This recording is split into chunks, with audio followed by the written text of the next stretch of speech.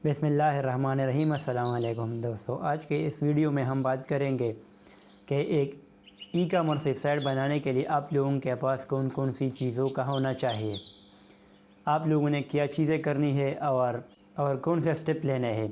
तो without wasting a time let's start. दोस्तों, जैसा कि आप लोगों को मालूम है, ये हमारा ई कॉमर्स कोर्स है जिसमें ऑलरेडी हमने 12 लेक्चर्स कवर कर ली है। उसको आप लोग हमारे चैनल के लिस्ट में देख सकते हो। आज ये जो वीडियो है इसमें मैं आप लोगों को बताऊंगा कि वर्डप्रेस में अगर आप एक ई कॉमर्स वेबसाइट बनाना चाहते हो तो उसके लिए आप लोगों के पास कौन सी चीज़ों का होना ज़रूरी है, कौन से रिक्वायर्ड थीम प्लगइन वगैरह है जिसको आप लोगों ने इंस्टॉल करना है एक वेबसाइट बनाने के लिए।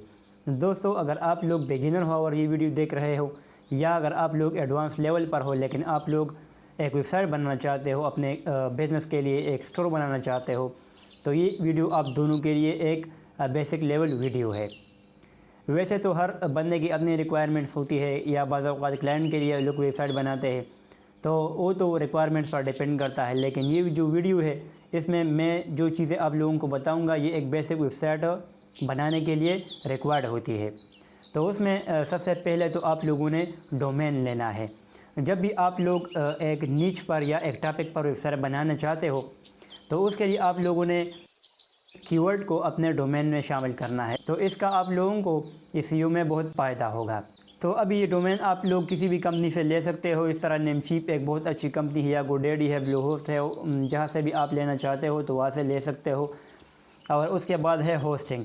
तो होस्टिंग दोस्तों एक स्पेस है जहाँ पर आप लोगों के वेबसाइट का डाटा पड़ा होता है, तो उसको आप लोग किसी भी कंपनी से ले सकते हो। लेकिन जितना मेरा एक्सपीरियंस है तो आप ब्लूहोस्ट, होस्टिंगर, या इस तरह A2 होस्टिंग, साइट ग्राउंड, या इस तरह ड्रीम होस्ट वगैरह से ले सकते हो। लेकिन मैंने ये सारी चीज़ें यूज़ की है। तो इसमें आप लोग अगर चीप लेना चाहते हो तो आप लोग नेमचीप का होस्टिंग ले सकते हो शेयर्ड। उसमें अगर आप मीडियम क्लास लेना चाहते हो तो ब्लूहोस्ट से ले सकते हो, या होस्टिंगर से। तो अगर आप नेमचीप, ब्लूहोस्ट या होस्टिंगर से लेना चाहते हो तो आप लोग डिस्क्रिप्शन के लिंक से परचेज़ कर सकते हो। मैंने वहाँ पर आप लोगों को लिंक्स प्रोवाइड की है। अभी जब आप लोगों के पास डोमेन और होस्टिंग आ जाती है तो उसमें आप लोगों ने फिर प्लेटफॉर्म सेलेक्ट करना पड़ता है, क्योंकि ये तो हमारा एक ई कॉमर्स कोर्स है जो कि वर्डप्रेस में है, तो लिहाजा हम वर्डप्रेस को ही रिकमेंड करेंगे। वर्डप्रेस एक फुल फ्लेज्ड सिस्टम है, CMS है, जिसमें आप लोगों को बहुत से फ़ायदे मिलेंगे। तो उसके बाद आप लोगों ने जब वेबसाइट बनानी है तो वर्डप्रेस इंस्टॉलेशन के बाद आप लोगों ने एक थीम सेलेक्ट करना पड़ता है। थीम ऐसा होना चाहिए जिसमें ई कॉमर्स वेबसाइट बनाने के लिए सारी चीज़ें मौजूद होनी चाहिए। उसमें एक अच्छा हेडर होना चाहिए, एक अच्छा फुटर होना चाहिए, साइड बार में विजेट्स होने चाहिए, और इस तरह शॉप पेज थोड़ा अच्छा होना चाहिए। जब भी आप थीम सेलेक्ट करना चाहते हो तो इसका डेमो आप लोगों ने पहले ज़रूर देखना है कि किस तरह आप लोगों का वेबसाइट शो होगा। फिर इसमें फिर बात आती है थीम सेलेक्शन में फ्री और पेड। इस तरह अगर आप लोग अपने लिए वेबसाइट बनाना चाहते हो फ्री रिसोर्सेज है, या अगर ज़्यादा इन्वेस्टमेंट नहीं करना चाहते तो आप लोग फ्री थीम से भी सेलेक्ट कर सकते हो। अपने वेबसाइट को आप लोग फ्री थीम में बना सकते हो बहुत इजीली। आजकल तो एलिमेंटर पेज बिल्डर है जिसमें आप लोग कस्टम हेडर, कस्टम फुटर और इस तरह सारे कस्टम वेबसाइट्स के टेम्पलेट्स बना सकते हो, पेजेस बना सकते हो। इसमें आप लोगों को पेड थीम लेने की कोई ज़रूरत नहीं है। लेकिन फिर भी अगर आप लोग क्लाइंट के लिए वेबसाइट बनाना चाहते हो, या अपने लिए एक फुल फ्लेज डिज़ाइन वाला वेबसाइट बनाना चाहते हो जिसमें आई कैचिंग और ट्रांजिशन वगैरह होंगे, इस तरह मतलब उसका मेन्यू स्टाइलिश होगा, या इस तरह उसमें स्लाइडर्स होंगे, या इस तरह रेडीमेड एक फुल फ्लेज डेमो होगा उसके साथ, तो आप लोगों ने फिर पेड थीम लेना है। लेकिन ये आप लोगों के डिसीजन पर डिपेंड करता है। फ्री थीम में आप लोग WP ओशन थीम को इंस्टॉल कर सकते हैं, और पेड में इस तरह बहुत से थीम है जो कि आप थीम पार्स पर सर्च करके वहाँ से बाय कर सकते हो। जब आप लोगों का थीम फाइनल हो जाता है तो उसमें फिर प्लगइन की बारी आती है, क्योंकि जब आप वेबसाइट का डिज़ाइन करते हो आप लोगों के थीम में बनेगा। जो भी आप एक्स्ट्रा फंक्शनलिटी इंक्लूड करना चाहते हो तो उसके लिए आप लोगों ने फिर प्लगइन इंस्टॉल करनी पड़ती है। अभी प्लगइन में आप लोगों ने सबसे पहले तो ई कॉमर्स को इंस्टॉल करना है, क्योंकि उसमें सारे आपके प्रोडक्ट्स और कैटेगरीज और शॉप के सारे फीचर्स आ जाएंगे, जिसमें आप लोगों के पास शॉप और इस तरह माई अकाउंट और कार्ट, चेकआउट, ये सारे पेजेस होंगे। और ई कॉमर्स में आप लोगों ने फिर पेमेंट इंटीग्रेशन करनी है।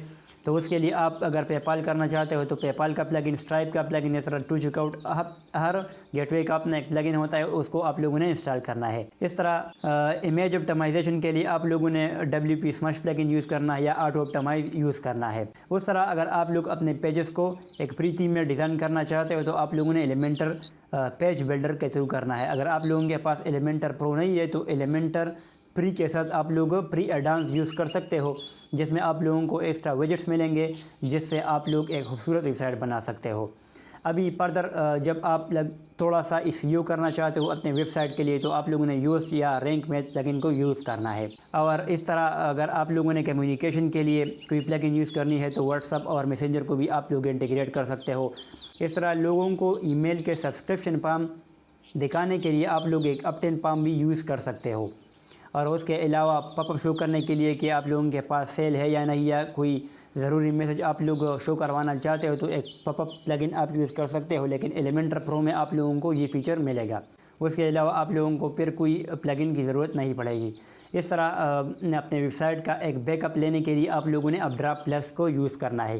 ये कुछ बेसिक प्लगइन थे जो कि मैंने आप लोगों को बताए हैं। इसकी मदद से जब आप लोग एक वेबसाइट बनाएंगे, प्रोडक्ट अपलोड करेंगे, इस तरह कैटेगरीज बनाएंगे और शॉप के पेजेस आ जाएंगे। जब आप लोग प्रोडक्ट ऐड करेंगे तो आप लोगों का एक वेबसाइट बन जाएगा। तो वेबसाइट बनाने के बाद आप लोगों ने उसका थोड़ा स्पीड ऑप्टिमाइजेशन करनी है, उसका थोड़ा HTML CSS थोड़ा कंप्रेस करना है, और इस तरह जावास्क्रिप्ट भी आप यूज़ कर सकते हो। तो स्पीड ऑप्टिमाइजेशन के लिए आप लोगों ने जो प्लगइन यूज़ करनी है उसमें आप लोग ऑटो ऑप्टिमाइज यूज़ कर सकते हो इमेजेस के लिए, और जावास्क्रिप्ट के लिए आप लोगों ने सुपर कैशे प्लगइन या WP रॉकेट आप लोग यूज़ कर सकते हो। और उसके बाद जब आप स्पीड ऑप्टिमाइजेशन करते हो तो आप लोग अगर ऐसा चाहते हो कि मेरा वेबसाइट गूगल के पेजेस में रैंक कर ले तो आप लोगों ने यूज़ या रैंक मैच के थ्रू इसके थोड़े टाइटल और मेटास डिस्क्रिप्शन को थोड़ा ठीक करना है। तो उसके बाद आप लोगों का वेबसाइट थोड़ा थोड़ा गूगल सर्च या इस तरह कोई और सर्च इंजन में आने लगेगा। उसके बाद सिक्योरिटी की बात आती है, तो सिक्योरिटी में आप लोगों ने एक सिक्योरिटी का प्लगइन यूज़ करना है, जिसमें आप लोगों का वेबसाइट जब भी इसमें कोई अटेम्प्ट करेगा, इस तरह गलत पासवर्ड डालेगा, या इस तरह अगर आप लोग सेटअप करना चाहते हो कि 2-3 बार जब कोई गलत पासवर्ड ऐड करेगा तो उसकी IP ब्लॉक हो जाती है। इस तरह सिक्योरिटी के प्लगइन है। तो दोस्तों इन प्लगइन और इस तरह के आइडिया की मदद से आप लोगों का एक पूरा फुल फ्लेज्ड एक ई-कॉमर्स वेबसाइट बन जाएगा। और इन सारी चीज़ों को मिलाकर हम एक वेबसाइट बनाएंगे इसके अगले ट्यूटोरियल में। तो जिस तरह हमने ई-कॉमर्स के कोर्स को कवर कर लिया है, इसके बाद अभी हम एक वेबसाइट बनाएंगे जिसमें सारी चीज़ें इसको हम कवर करेंगे, एक वेबसाइट बनाएंगे। तो उस वीडियो को देखने के लिए आप लोगों ने हमारे चैनल को ज़रूर सब्सक्राइब करना है। जब भी मैं वो वीडियो डालूँगा तो आप लोगों को सबसे पहले नोटिफिकेशन आएगी। तो मुझे उम्मीद है कि ये वीडियो आप लोगों को पसंद आई होगी। सो इसको लाइक करें, शेयर करें और हमारे चैनल को ज़रूर सब्सक्राइब करें। Thanks for watching.